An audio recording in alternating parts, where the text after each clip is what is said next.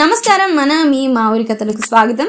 Tour వెళ్దాం రండి 6వ ఎపిసోడ్ కు సుస్వాగతం. మా ప్రయాణం ఐహోల్ నుండి కూడల సంగమం వైపుగా సాగింది. భారతదేశంలోని కూడల సంగమ లింగాయత్లకు ఒక ముఖ్యమైన తీర్థయాత్ర కేంద్రం. ఇది కర్ణాటక రాష్ట్రంలోని బాగల్కోట్ జిల్లాలోని ఆల్మట్టి డ్యామ్ నుండి 15 కిలోమీటర్ల దూరంలో ఉంది. కృష్ణా మరియు మలప్రభా నదులు ఇక్కడ కలుస్తాయి మరియు తూర్పున శ్రీశైలం వైపు ప్రవహిస్తాయి. ఐక్య మండపం లేదా స్వయంభూగా విశ్వసించబడే లింగంతో పాటు లింగాయత్ స్థాపకుడు బసవన్న యొక్క పవిత్ర సమాధి కూడా ఇక్కడే ఉంది. ఈ ప్రాంతం లింగాయత్ మతం పుట్టిన పవిత్ర ప్రదేశం. దీన్నే కప్పడి సంగమ అని కూడా పిలుస్తారు. ఈ కూడల సంగమ 800 సంవత్సరాల క్రితం బసవన భగీవాది అనే పేరుతో విలసిల్లిన పవిత్ర పుణ్యక్షేత్రం. బసవేశ్వరుడు పుట్టిన పుణ్యభూమి. బసవేశ్వరునికి విద్య గరిపిన ఈశాన గురువు నివసించిన ప్రాంతం కూడా ఇదే. ఇంతకీ ఎవరి బసవన్న అనంటే, విశ్వగురు బసవన్న ప్రసిద్ధ తత్వవేత్త మరియు సంఘ సంస్కర్త. ఇతను ఉత్తర కర్ణాటకలోని బిజాపూర్ జిల్లాలోని బసవన బాగేవాడి అనే చిన్న గ్రామంలో జన్మించాడు. దీన్ని ఇంగళేశ్వర బాగేవాడి అని కూడా పిలుస్తారు. పట్టణానికి అధిపతి అయిన మాధవరస ఇల్లు ఇక్కడే ఉండేది.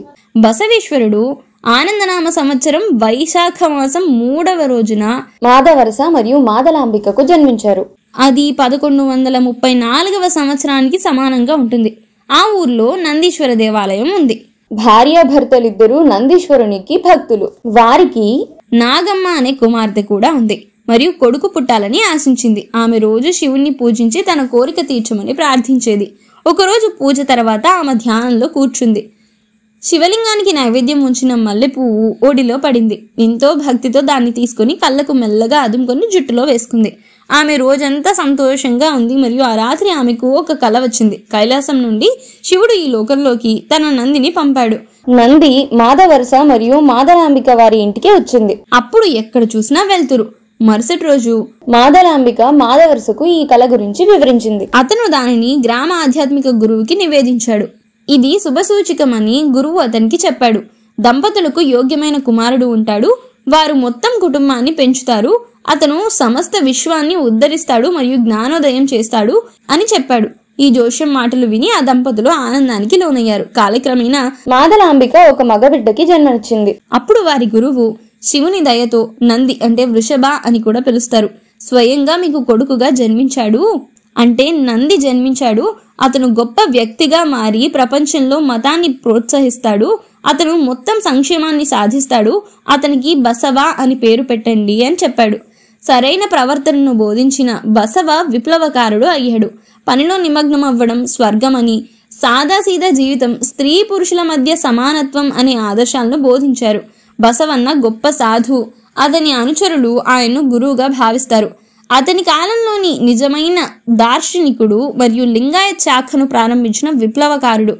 ఈ ప్రాథమిక హక్కు ప్రతి ఒక్కరికి అందుబాటులోకి తీసుకురావడమే బసవన్న అంతిమ లక్ష్యం. బసవన్న సంక్షేమాన్ని అంతిమ లక్ష్యంగా ఉంచుకొని కన్నడలో మతపరమైన సాహిత్యాన్ని ప్రబోధించడం మరియు వ్రాయడం ద్వారా మతాన్ని ప్రజల్లోకి తీసుకెళ్లే కార్యక్రమాలను వేగవంతం చేశారు. అతని సమాధి కూడల సంగమంలో ఉంది. ఎంతో రమణీయంగా నిర్మించిన ఇక్కడి బసవేశ్వరాలయంలో బసవేశ్వరుడు, నీలమ్మ ఉంటాయి. గర్భాలయంలో ఉన్న ద్వారబంధాలపై మంచి నగిశీలతో అనేక జంతువుల శిల్పాలు మలిచి చాలా అద్భుతంగా ఉంటుంది. ఈ ఆలయంలోని శివలింగానికి సంగమేశ్వరుడని, సంగమనాథ్ అని కూడా నామాంతరాలు ఉన్నాయి.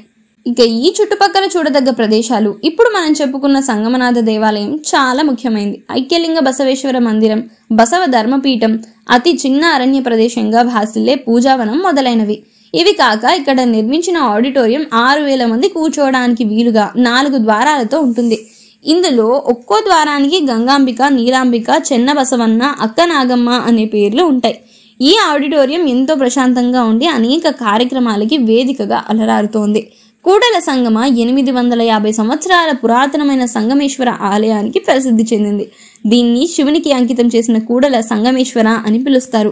12వ శతాబ్దంలో నిర్మించిన ఈ ఆలయం కృష్ణా నది ఒడ్డున ఉంది మరియు ఇది అనేక సార్లు పునరుద్ధరించబడింది. ఈ ఆలయం ద్రావిడ శైలిలో ప్రవేశ ద్వారం వద్ద పెద్ద ఆలయ గోపురంతో నిర్మించబడింది. దాని తర్వాత ప్రధాన ఆలయం వాకిలి, నవరంగ మరియు గర్భగుడితో ఉంటుంది. ఇక సంగమేశ్వరుడు నది లోపల ఉంటాడు.